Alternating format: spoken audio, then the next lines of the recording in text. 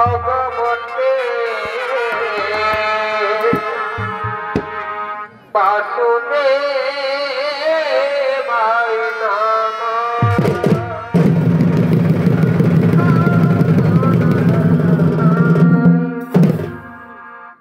ओम नमः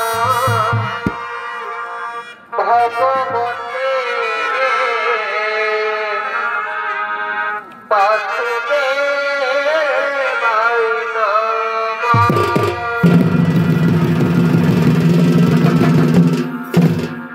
ओम नमः भगवते वासुदेवाय नमः।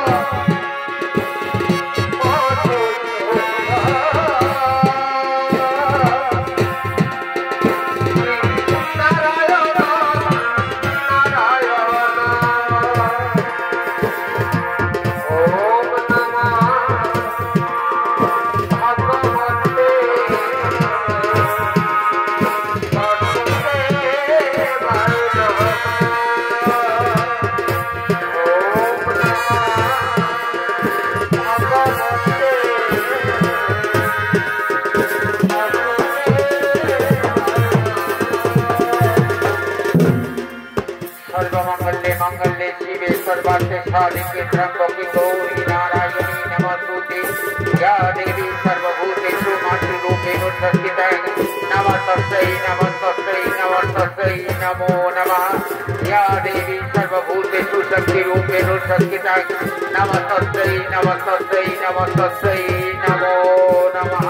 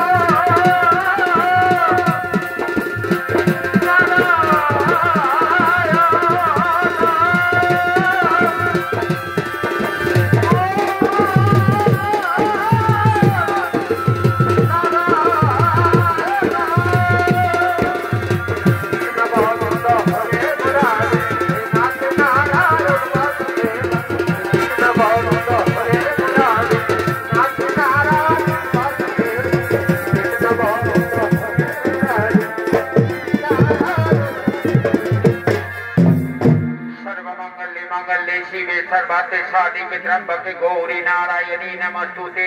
या देवी सर्वभूतेषु मातृरूपेण संस्थिता नमस्तस्यै नमस्तस्यै नमस्तस्यै नमो नमः। या देवी सर्वभूतेषु शक्तिरूपेण संस्थिता नमस्तस्यै नमस्तस्यै नमस्तस्यै नमो नमः। এদিকে খুলল না, মা মঙ্গলচণ্ডী পূজা করার জন্য রত রয়েছেন। আর ওদিকে ধনপতি সদাগর তার মন্ত্রী সভাসদদের নিয়ে নিজ রাজপ্রাসাদের দিকে করছেন আগমন।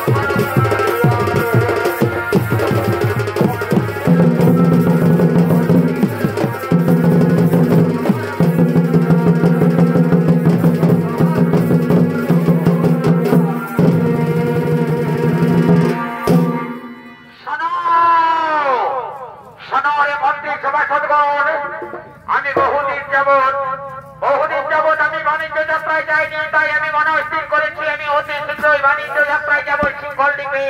তাই তোমরা তোমরা আমার বাণিজ্য তরি প্রস্তুত করো, যাও তোমরা আমার বাণিজ্য তরি প্রস্তুত করো এবং সেই বাণিজ্য তরিকে আমি যে সব দ্রব্য নিয়ে যাবো সিংহল দ্বীপে সেই সব দ্রব্য সাজিয়ে দেবে।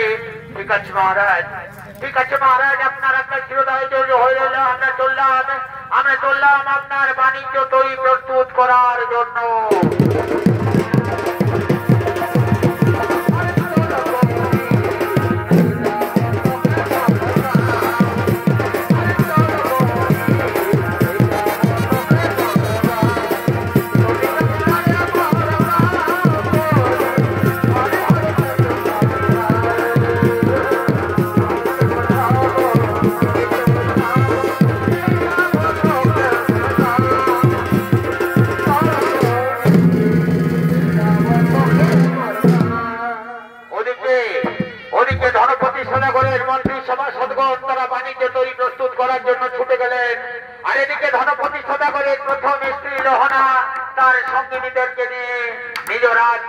দিকে করছে না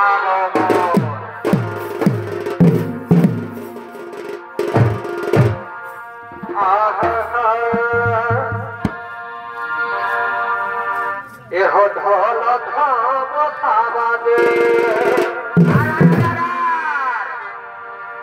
এহ ধল ধম সাবাদে বসে বসে বসে ভাই আরে বাজে রে বা তো বড় ভাই রে আরে বাজে রে বা তো বড় ভাই সোনা কানিয়া রে সাদনি রে বাগালাম ভাদরা ঘুমন সোনা কানিয়া রে সাদনি রে বাগালাম ভাদরা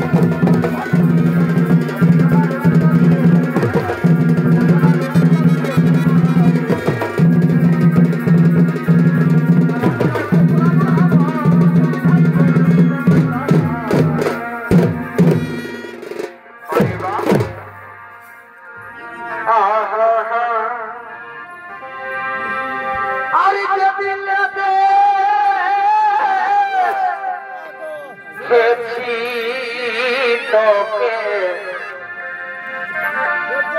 আর ঘুম নাই গো তোকে গো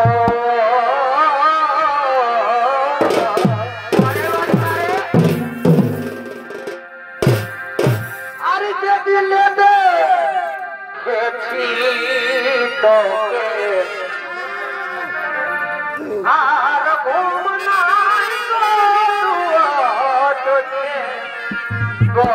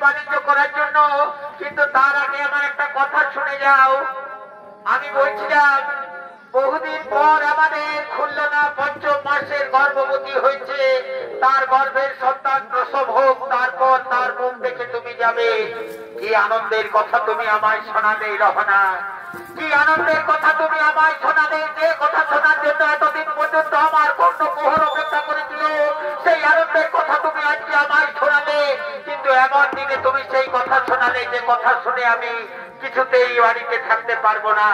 আমাকে যেতেই হবে বাণিজ্য করার জন্য। ওই যে তাকিয়ে দেখো, আমার সপ্ত ডিঙ্গা তৈরি প্রস্তুত হয়ে গেছে বাণিজ্য করতে যাওয়ার জন্য, কিন্তু খুলনাকে আমি দেখতে পাচ্ছি না। খুলনা কোথায়? খুলনা অন্তঃপুরে মা মঙ্গল চণ্ডী পূজা করার জন্য রত রয়েছে। বারবার তুমি মা মঙ্গল চণ্ডীর কথা বলছো কেন লহনা? আমি হলাম শিবের উপাসক। শিব ভিন্ন অন্য কোন দেবতাতে আমি বিশ্বাস করি না। আমার রাজ্যে শিব ছাড়া অন্য কোন দেবীর পূজা আমি কিছুতেই মেনে নিতে পারবো না। কোথায় রয়েছে খুলনা? একই শোনো খুলনা, তুমি তোমার এই মা মঙ্গল চণ্ডীর পূজা বন্ধ করো, নতুবা আমি তোমার ভোটে।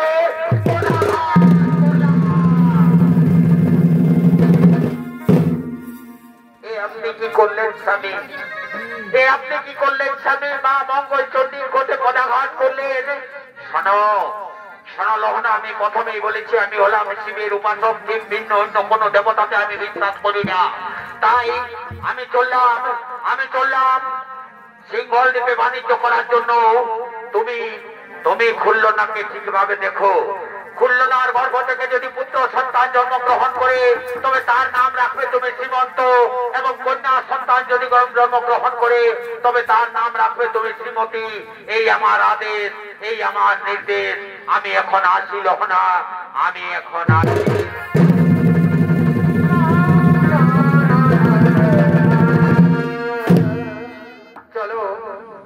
চলো বোন, আমরা অন্তঃপুরে ফিরে যাই। চলো।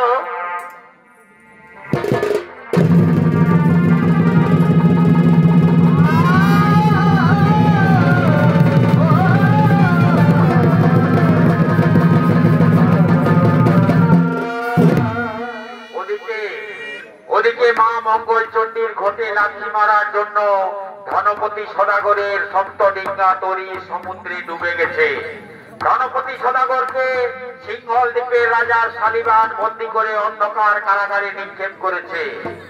আর এদিকে যথাসময়ে 10 মাস 10 দিন পর খুলনার গর্ভ থেকে পুত্র সন্তান জন্মগ্রহণ করেছে। নাম হয়েছে তার সীমন্ত। আজকে সীমন্ত 14 বছর পূর্ণ করেছে। পাঠশালা থেকে সোজা রাজপ্রসাদের দিকে করছে নাগমন।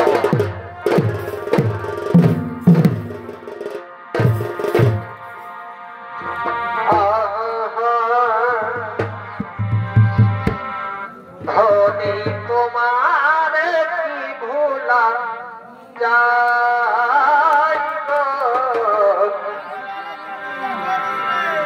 ধনী তোমার কি ভোলা যায়।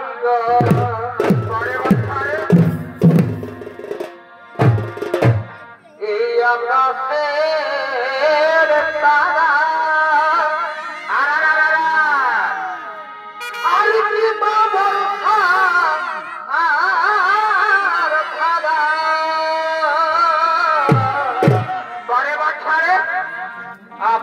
আকাশের তারা আর কি বাবর আর ধারা গুনিলে কি গুণা যায় গো, ও ধনী গুনিলে কি গুণা যায় গো, ধনী তোমার ভোলা যায় গো, ধনী তোমার ভোলা যায় গো।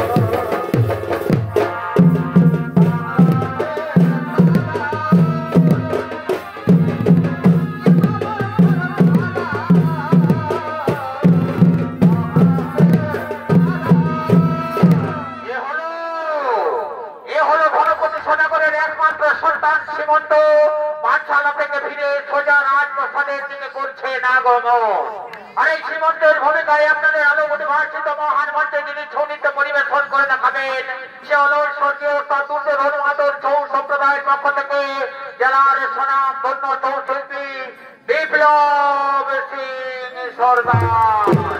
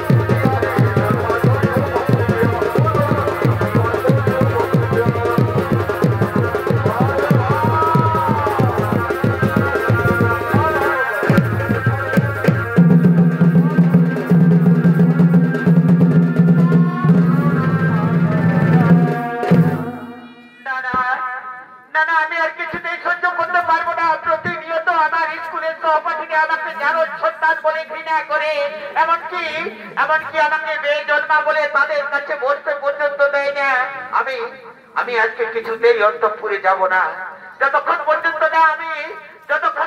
না আমার দুটি প্রশ্নের উত্তর আমি আমার মায়ের কাছ থেকে পাই ততক্ষণ পর্যন্ত আমি কিছুতেই অন্তঃপুরে যাব না। কিন্তু মাকে তো কোথাও দেখতে পাচ্ছি না। না না না না, আমি আমার মাকে ডেকে জিজ্ঞাসা করবো আমার মনের দুটি প্রশ্ন। বারবার আমাকে জারজ সন্তান বলে আমাকে শুনতে হয় কথা, তাই তো আমাকে জানতেই হবে। কেন বলবে না? আজ আমার 14 বছর পূর্ণ হলো, এখনো পর্যন্ত আমি আমার পিতার মুখ দর্শন করলাম না। অথচ প্রতিনিয়ত আমার দুটি মাতা তাদের চিতায় সিঁদুর পরে রয়েছে, কিন্তু আমি জানতে পারলাম না আমার পিতা কোথায়। তাই তো আজকে আমাকে জানতেই হবে, আমার পিতা কোথায়, কি আমার পিতা আর আমার গর্ভধারিণী মাতা এবাকে তা কথা আমাকে জানতেই হবে। তাই তো মাকে আমি ডেকে নেব। মা গো,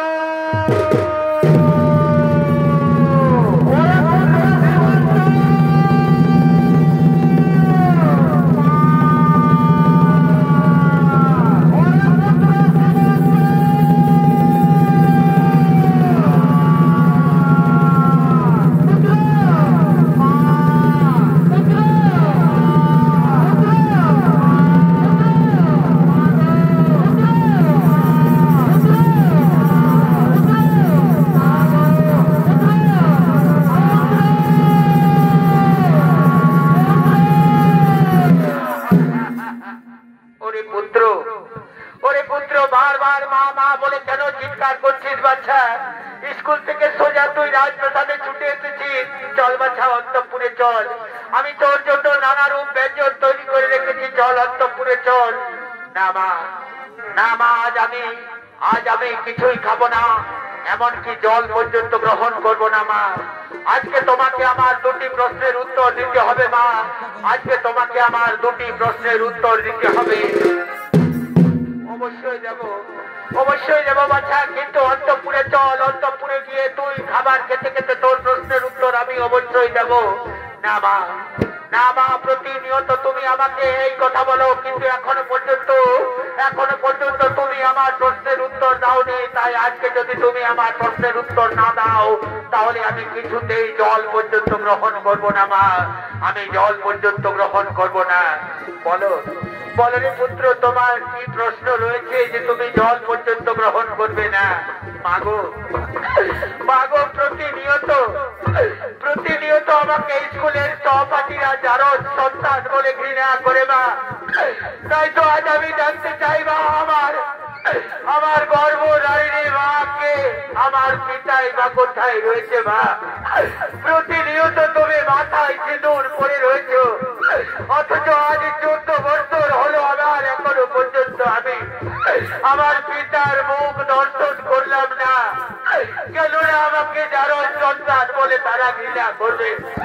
মাগো, এই প্রশ্নের তুমি উত্তর আমাকে দাও মা, নতুবা আমি এই জীবন আর কিছুতেই রাখবো না মা। ওরে পুত্র, এই প্রশ্নের উত্তর আমি তোকে দেবো বাচ্চা। জানিস বাচ্চা, তুই যখন পঞ্চম মাসের গর্ভে ছিলি, সেই সময় তোর পিতা সিঙ্গল দ্বীপে গেছে বাণিজ্য করার জন্য, আর এখনো পর্যন্ত ফিরে আসেনি। কেউ বলে সিঙ্গল দ্বীপে যাওয়ার পথে তার সমস্ত ডিঙ্গা সমুদ্রে ডুবে গেছে। আবার ইদানিং শুনতে পাই সে নাকি সিঙ্গল দ্বীপের রাজা তাকে অন্ধকার কারাগারে বন্দী করে রেখেছে। মাগো, আজ 14 বছর ধরে তোমার বুকে যে দুঃখ চাপা ছিল, আজ তোমার মুখ দিয়ে ফুটে বার হলো মা। মাগো তাই তো তুমি আমায় আশীর্বাদ করো মা। আমি যাব মা শিকল দ্বীপে। আমার পিতা যদি জীবিত থাকে তাহলে তোমার আমার মাতৃ দুগ্ধের ঋণ আমি শোধ করবো মা। আমি যাব মা শিকল দ্বীপে। তুমি আমায় আশীর্বাদ করো মা। আমি যেন আমার পিতাকে তোমার কাছে ফিরিয়ে আনতে পারি মা। আমি যেন আমার পিতাকে তোমার কাছে ফিরিয়ে আনতে পারি। মাগো তোমার মনে প্রাণে ওরে পুত্র কত ভালো বাসা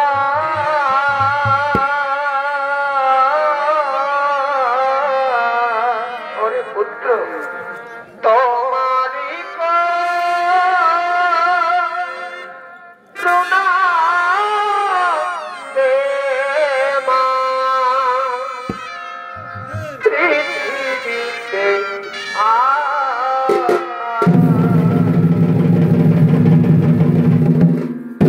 ওরে সোনার চাঁদ আমার, তুই যদি আমার কাছে থাকিস আমি শত দুঃখ ভুলে যাবো বাচ্চা। তোকে ছেড়ে যে আমি কিছুতেই থাকতে পারবো না। এই বয়সে তোকে সিঙ্গল দিতে যেতে হবে না বাচ্চা। এই বয়সে তোকে সিঙ্গল দিতে যেতে হবে না। না মা, না মা, আমাকে যেতেই হবে মা। তোমার শীতের সিঁদুরের তাই আমাকে রাখতেই হবে মা। আমার মাতৃ দুগ্ধের ঋণ আমাকে শোধ করার জন্য আমাকে যেতেই হবে মা তোমার কাছে। তোমার স্বামীকে আমি নিশ্চয়ই নিয়ে আসবো মা। তুমি আমায় আশীর্বাদ করো মা। তোমারই করুণা দে মা পৃথিবীতে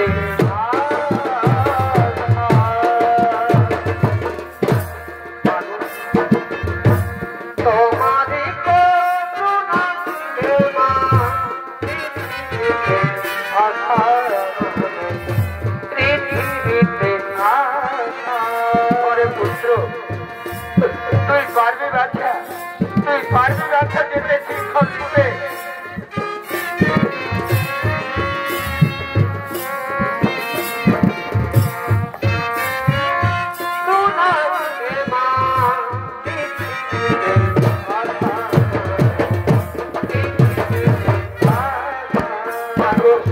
তোমার আশীর্বাদ যদি আমার মাথার উপরে থাকে মা, আমি নিশ্চয়ই পারবো আমার দুগ্ধের ঋণ শোধ করতে মা। আমি নিশ্চয়ই পারবো আমার মাতৃ দুগ্ধের ঋণ শোধ করতে।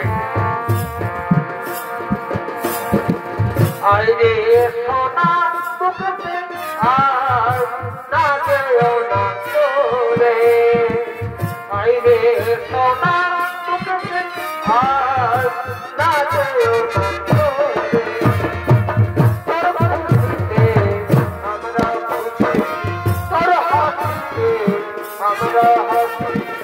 তোকে আমরা ভালোবাসি, তোকে আমরা ভালোবাসি।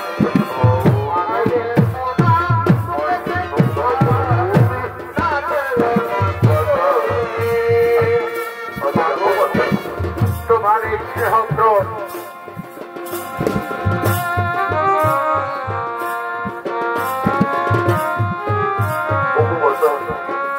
আমি যাবো, আমি সেই সিংহল দ্বীপে যাবো না। যেমন করেই হোক আমার পিতাকে আমি সিংহল দ্বীপ থেকে উদ্ধার করবো বাবা। আপনি আমাকে তুই যখন আমার কথা শুনবি না বাচ্চা, তখন যাবার সময় তোমাকে একটা কথা বলি বাচ্চা, যদি কোনোদিন বিপদে পড়িস তাহলে মা মঙ্গলচণ্ডী স্মরণ করিস বাচ্চা। মা মঙ্গলচণ্ডী অবশ্যই তোমাকে রক্ষা করবে বাচ্চা। মা মঙ্গলচণ্ডী অবশ্যই তোমাকে রক্ষা করবে। আমি যাবো মাতা, আমি যাবো সিংহল দ্বীপে যাবো। যেমন করে হোক আমার পিতাকে উদ্ধার করে নিয়ে আসবো মাতা। আমি আশীর্বাদ করবো মাতা। আমি যাবো মাতা।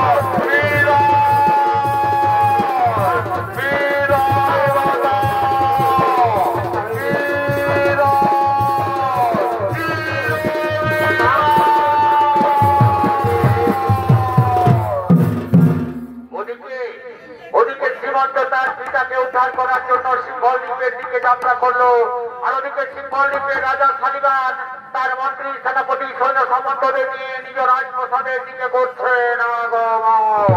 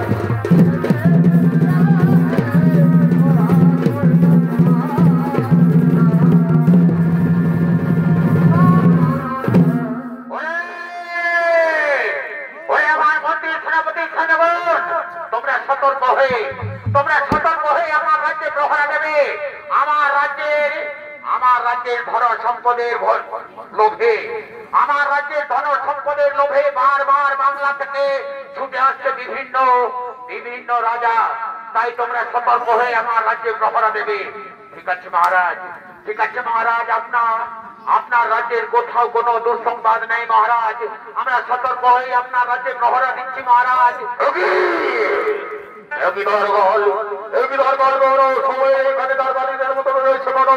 আমাকে যেতে দাও, আমাকে যেতে দাও, আমি মহারাজ কাছে যাবো, আমাকে যেতে দাও।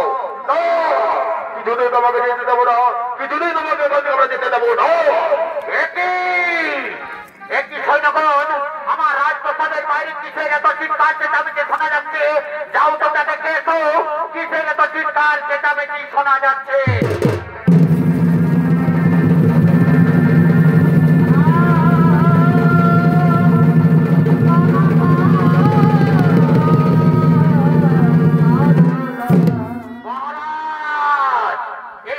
জোর করে আমাদের রাজপ্রসাদে প্রবেশ করার চেষ্টা করছিল মহারাজ। এই যুবক জোর করে আমাদের রাজপ্রসাদে প্রবেশ করার চেষ্টা করছিল, তাই এই যুবককে আমাদের দ্বার পাল্লা দুয়ারে আটকে রেখেছিল মহারাজ। তাই এই চিৎকার চেঁচামেচি করছিল মহারাজ। বলো বলো যুবক, কিবা তব নাম, কোথায় তব ধাম, কিবা হেতু সিংহল দ্বীপে তব আগমন? মহারাজ, নাম মোর সীমন্ত ধাম উজ্জয়িনী, বাণিজ্য করার লাগে সিংহল দ্বীপে আসিয়াছি আমি। বাণিজ্য করতে এসেছে এই বয়সে সিংহল দ্বীপে, কিন্তু জানো তো যুবক, বাণিজ্য করতে গেলে তোমাকে আমার রাজ্যে কর দিতে হবে। পারবে তুমি কর দিতে? নিশ্চয়ই দেবো মহারাজ, নিশ্চয়ই দেবো। আমি যখন বাণিজ্য করবো তখন কর কেন দেবো না মহারাজ? অবশ্যই অবশ্যই আমি কর দেবো। কিন্তু যুবক, তুমি তো বাংলা থেকে এখানে এসেছো, বাংলা থেকে আসার পথে কোথাও কি কোনো আশ্চর্য ঘটনা তুমি দেখেছো? হ্যাঁ মহারাজ, ঠিক কথা বললে মহারাজ তুমি। আমি আসার পথে সমুদ্রে কমলে কামিনী রূপ দর্শন করেছি মহারাজ। আমি আসার পথে সমুদ্রে কমলে কামিনী রূপ দর্শন করেছি।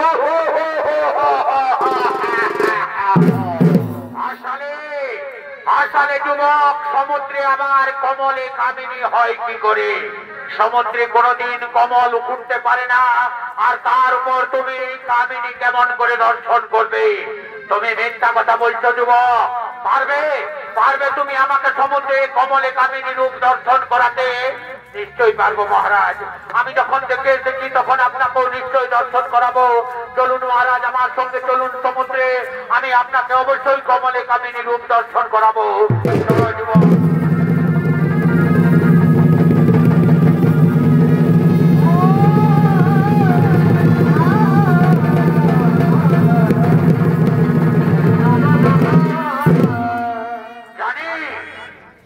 যুবক, তুমি মিথ্যা কথা আমাকে বলছো, তুমি প্রতারণা করার চেষ্টা করছো আমাকে। আমি জানি তুমি কোন রাজ্যের গুপ্তচর, আমার রাজ্যে প্রবেশ করেছো আমার ধন সম্পত্তি লুণ্ঠন করার জন্য। তুমি এখনো সত্যি করে বলো যুবক, এখনো সত্যি করে বলো, কিবা নাম কোথায় ধাম, কিবা হেতু এসেছো। তুমি তো আমাকে কমলে কামিনী রূপ দর্শন করাতে পারলে না। যদি সত্যি কথা বলো তাহলে হয়তো তুমি মুক্তি পেয়ে যাবে, নতুবা আমার সাথে তোমার কিছুতেই নিস্তার নেই। মহারাজ, মহারাজ, আমি যা বলেছি সত্য বলেছি মহারাজ, সত্য বই মিথ্যা বলিনি মহারাজ। শোনো শোনো মন্ত্রী, সেনাপতি, সৈন্যগণ, এই যুবক কিছুতেই সত্য কথা বলবে না। একে বেতরা কাজ করতে করতে নিয়ে যাও উত্তর মশানে। যদি সত্যি কথা বলে তবে একে ছেড়ে দেবে, নতুবা এর কাঁটা মন্ড তোমরা আমার কাছে নিয়ে আসবে। একে বেতরা কাজ করতে করতে নিয়ে যাও উত্তর মশানে।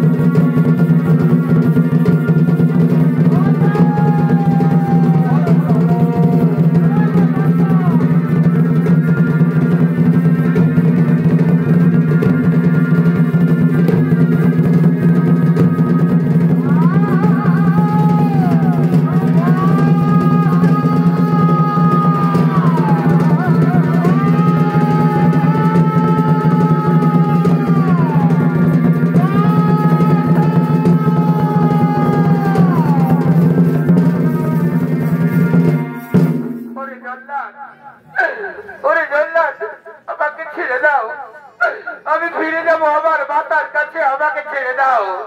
না, আমার হাতে তোমার মুক্তি নেই।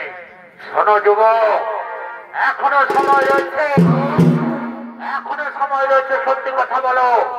কিবা নাম কোথায় ধান, কিবা হেতু এই শৃঙ্খল নিতে তব আগমন।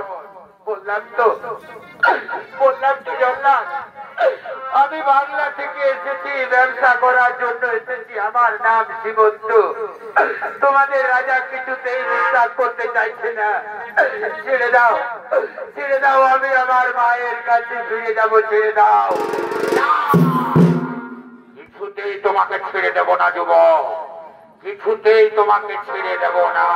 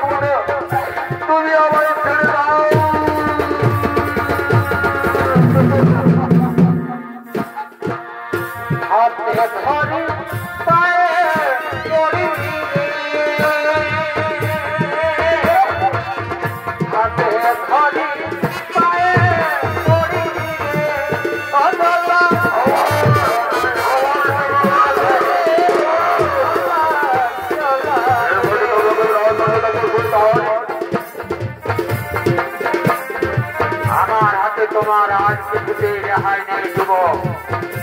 শোনো যুবক, তোমার মৃত্যুর পূর্বে শেষ ইচ্ছাটি আমি জানতে চাই। আমি আজ পর্যন্ত যতজন হত্যা করেছি সকলের কাছে আমি শেষ ইচ্ছা জানতে চেয়েছি।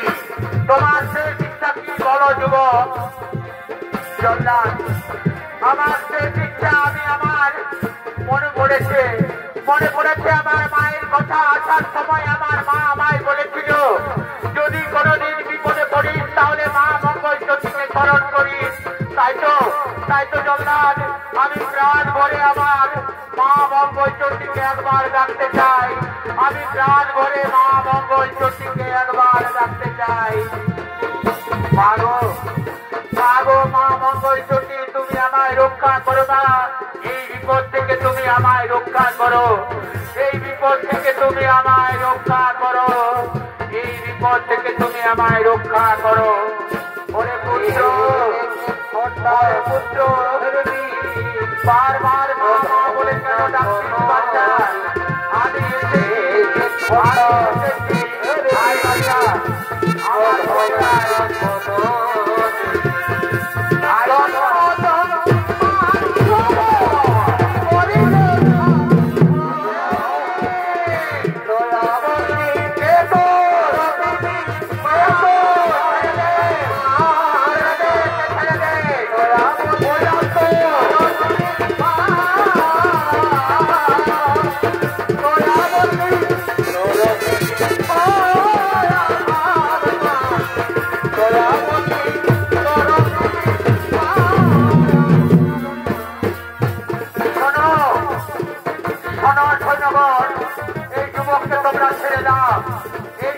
তোমরা ছেড়ে দাও। না না বুড়ি, এই যুবককে আমরা কিছুতেই ছেড়ে দেবো না। ওকে হাড়ি কাটে তুলে দাও, ওকে হাড়ি কাটে তুলে দাও।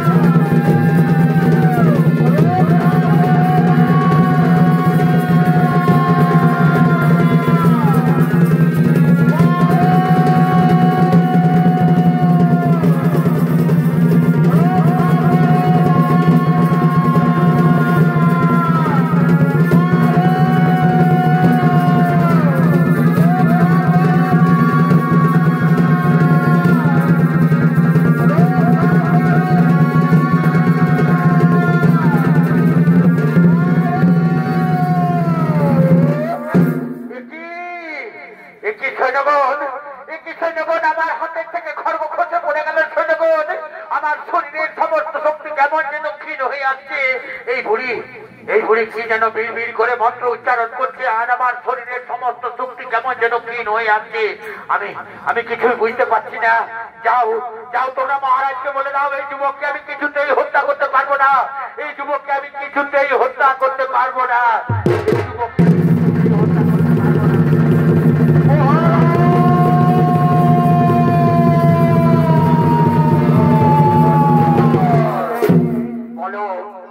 বলো জল্লাদ, কেন তুমি এই যুবককে হত্যা করতে পারবে না? মহারাজ, মহারাজ, এই যে দেখছো সামনে দাঁড়িয়ে রয়েছে এই বুড়ি কি যেন বিড় করে মন্ত্র উচ্চারণ করছে, আর আমার শরীরের সমস্ত শক্তি কেমন যেন ক্ষীণ হয়ে আসছে। আমি আপনার কথা মতো বহু মানুষ হত্যা করেছি, কিন্তু এরূপ কোনোদিন হয়নি। বারবার আমার হাতের থেকে খড়গ খসে পড়ে যাচ্ছে। এই বুড়ি কে তুই, কিবা হেতু এসছে সেই উত্তর মশানে সত্যি করে বল, নতুবা তোকেও আমরা তুলে দেবো এই হাড়ি কাণ্ডে। ওই যুবক তো কোনো দোষ করেনি বাচ্চা, ওকে তোমরা ছেড়ে দাও। না, ওই যুবক আমার কাছে মিথ্যা কথা বলেছে, ওকে কিছুতেই আমরা ছেড়ে দেব না। আর যদি তুমি এখান থেকে চলে না যাও, তাহলে তোমাকেও আমরা হত্যা করবো।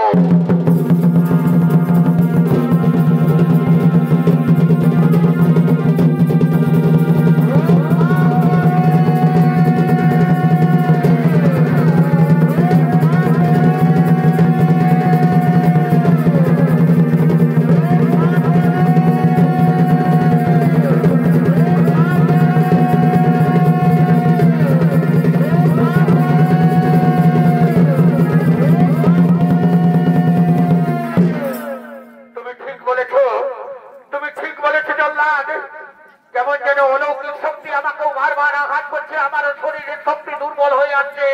সত্যি তো এই বুড়িকে আমি চিনতে পারছি না। কে এই বুড়ি? সত্যি করে বলো বুড়ি, তোমার পরিচয় কি? সত্যি করে বলো, নতুবা কেন এমন হচ্ছে? শোনো, তোমরা আমাকে তোমাদের এই পাপ চক্ষু দিয়ে আমার আসল রূপ দর্শন করতে পারবে না। তোমরা এই যুবককে ছেড়ে দাও। এই যুবকের হাত ধরে তুমি আমার আসল রূপ দর্শন করবে, তুমি আমার কমলে কামিনী রূপ দর্শন করবে।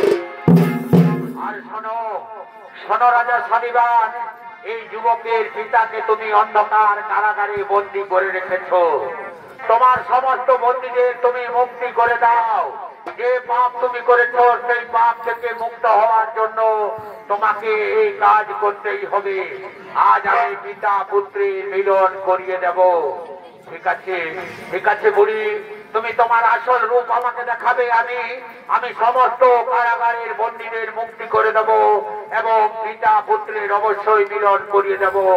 ওঠো বৎস, ওঠো, যাও, তোমরা অন্ধকার কারাগার থেকে পিতাকে নিয়ে এসো আর সমস্ত বন্দীদের মুক্তি করে দেবে এবং এর পিতাকে নিয়ে আসবে। আজকে আমি পিতা পুত্রের মিলন করে দেব।